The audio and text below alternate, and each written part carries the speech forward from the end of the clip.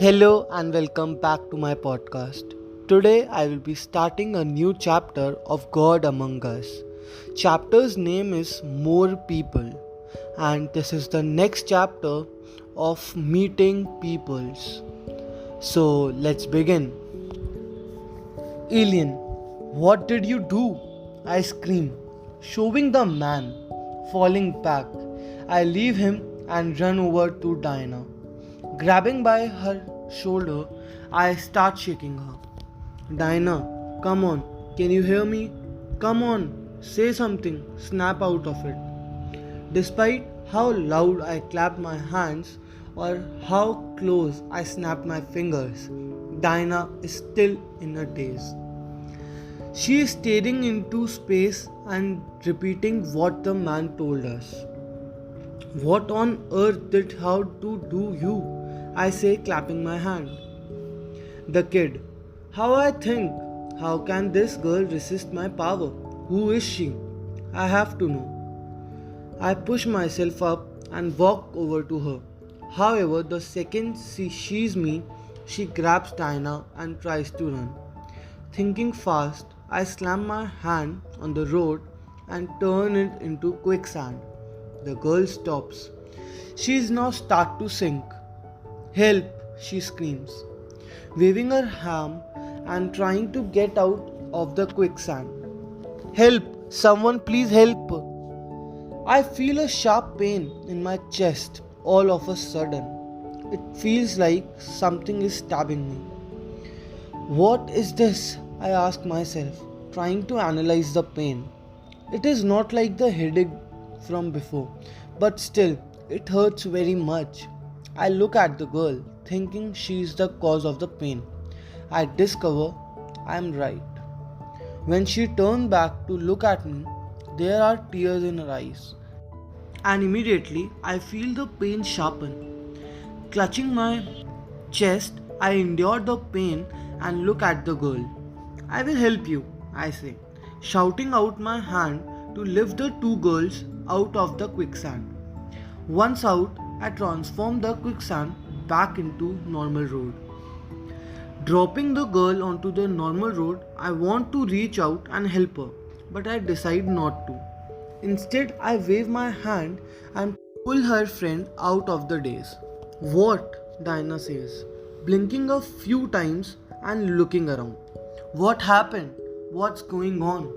Where are we? Diana asks many questions, but the girl ignored them and turns to me. I put my hand and back away. Wait, she says, shooting out her hand. Stopping. I keep my hands off. The two of us still stays for a while, just looking at each other, waiting for the other one to make a move. Thank you, the girl says, breaking the silence. We will go and you will never see us again. She turns around and grabs Dinah's arm. Dragging her away, I think and instead scan Dinah's mind. I cannot read her mind, I think, but I can read your mind. I need to know about your friend. Who is she? Shifting through the useless thought and information, I finally find what am I looking for. Her name is Alien Elizabeth Howard. She is an old child with two loving parents. She lived in an apartment building with three other peoples in San Francisco. I got the address. The two driving away, I stay where am I, even after they fade from sight. Alien Elizabeth Howard, I say, replaying what happened. She is immune to my power. I get headache when I try to read her mind. She is special. Why? What makes her so special? Thinking back to when she thanked me and then when she slapped me, I begin to feel weird things holding my hand over my chest. I trace where the car drove. I got her address. Would it be wrong if go and then see her at building? Yes, I think so. But at the same time, I really do need to see her again. For 2 years, 2 long years, I have searched something that can tell me anything about who am I. This may be my first lead. Something about that girl makes her immune to my power. Staring at my hand, flipping them over and then back again. I look around for a bit to make sure I am really alone. Taking a few deep breaths, I gather a blast in my hand. Focusing, I then slam the blast into the ground. An eruption of dust and sand exploding the flying everywhere, looking and plants getting picked up and traveling for miles. I'm going to regret this, I say to myself, walking a few steps before teleporting away. Dropping onto a skyscraper in the middle of San Francisco, I hold my hand over my eyes and scan the city. Shoot, I do now know her apartment is. I never learned the street's name. How am I supposed to find her building? It could be anywhere. Hitting myself in the head over and over again, I think of what can I do next. What do I do? What do I do? I notice something going on the elevator below. There's some kids on the ground getting beaten up by two other bigger kids. I am ready to ignore the kid and teleport anywhere. But stop. As I look closer at the kid and think it over, I recognize him. I have seen fragments of him in Dinah memories. A pale skin, thin boy with very short brown hairs, in a short sleeves, white shirts and tan shorts. I watch as one of the bigger kids pushes him down. Holding him down, he along with the other kid start hitting him. As I watch, I remember my first night here. Flashback of Chris and Peter creeping their way into my head. Clutching my fist and grinding my teeth, I burst into black dust. Drew, are you happy now? Spencer's yell, kicking me in the stomach. Are you? Because of you, we lost our job. This is all your fault, Jim screams, still holding me down. It's your fault. It is your fault. It is all your stupid fault.